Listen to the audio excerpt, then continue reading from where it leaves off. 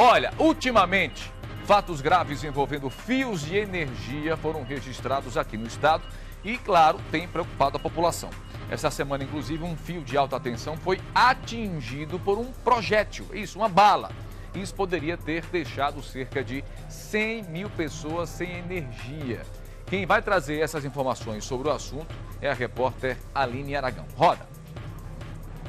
Olá, boa tarde. Pois é, parece que a empresa energética é a bola da vez, né? A gente tem ouvido falar muito nos últimos dias de problemas envolvendo a Energisa. E segundo a assessoria, o André Brito, que está aqui ao meu lado, muitas dessas ocorrências acontecem por interferências de terceiros, algo que é muito comum. Prova disso, a gente vai mostrar aqui um flagrante, em primeira mão aqui o André Brito trouxe para a gente. Olha só, isso aqui é um pedaço de um fio de alta tensão com um projétil. Aqui, ó, a pessoa estava brincando de tiro ao alvo. E pelo que o André Brito está me contando, isso aqui é muito comum, né, André? Muito comum. Infelizmente, é muito comum as pessoas atirarem na rede de energia, atirarem em equipamentos como isoladores, por exemplo, que são equipamentos que ficam na estrutura elétrica e, infelizmente, terminam tirando energia. O risco de acidente é muito alto também, porque pode acontecer o rompimento do cabo. Nesse cabo... Eu vou te interromper para falar, como a gente teve, né, o lamentável, a morte de uma criança lá em Propriá, a polícia investiga aí, foi por um disparo, né, alguém atingiu o fio, que acabou caindo, atingindo a criança que morreu. Então, isso tem acontecido muito aqui, esse tipo de ocorrência. A gente chama isso aqui no caso de vandalismo. Então, outros casos ou atos de vandalismo também acontecem. Vou te dar um exemplo muito interessante.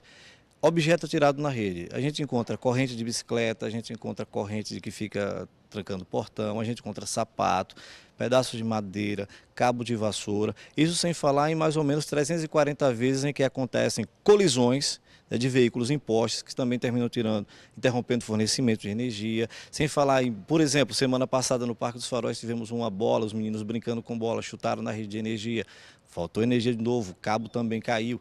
Infelizmente, essas coisas acontecem e fogem, no caso, ao controle da empresa. Então, a gente solicita, né, a participação da sociedade como um todo para evitar que as pessoas tenham esse tipo de contato com a rede, denunciem as pessoas que atiram na rede também, porque nós fazemos manutenção diariamente. Para você ter ideia, esse cabo aqui, como é que se encontra um projétil num cabo desse aqui? Olha a altura que fica. Isso aqui é uma rede de 69 mil volts, fica muito alto e conseguimos identificar isso aqui por conta de quê? De uma manutenção diária que a gente faz, de rotina. Nós usamos equipamentos de alta tecnologia para poder identificar pontos quentes, esses objetos na rede e graças a Deus conseguimos identificar isso aqui antes que acontecesse algum tipo de situação ruim.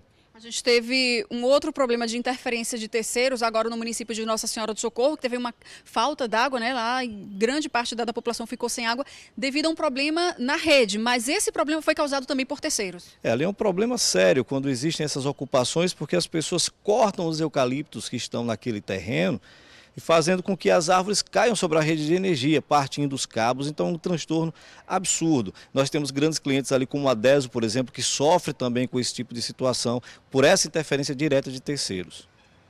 Então cabe aí a conscientização, né?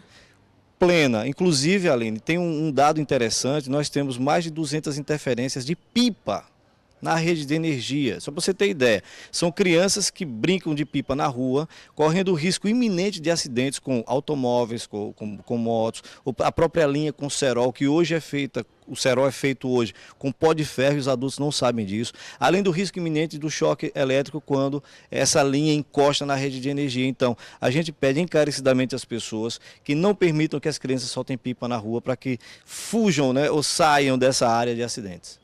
E nem fique brincando, ó, de tiro ao alvo, né? Muito obrigada pelas suas informações e participação no Balanço Geral. Segue no estúdio.